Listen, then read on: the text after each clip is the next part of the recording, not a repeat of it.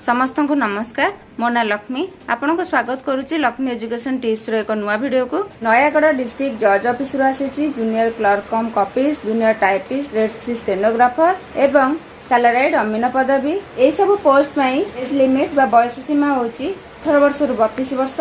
Junior clerk cum copyist, typist and grade 3 stenographer पाई minimum qualification होची +300 DCA करथिबा आवश्यक एवं सैलरीड अमीन पदवी पाई मिनिमम क्वालिफिकेशन होची 10th पास रेवेन्यू इन्स्पेक्टर ट्रेनिंग एवं डीसीए करथिबा आवश्यक। ए पोस्ट को अप्लाई करबा लास्ट डेट होची 9 जुलाई 2024। आपण निजर डॉक्यूमेंट स्क्रीन रे मेंशन होइथिबा पोस्टल एड्रेस रे सेंड करिवे। ए पोस्ट विषय अधिक जानिबा चाहतिले ऑफिशियल वेबसाइट nayagarh.dico.gov.in रे चेक करि परिबे।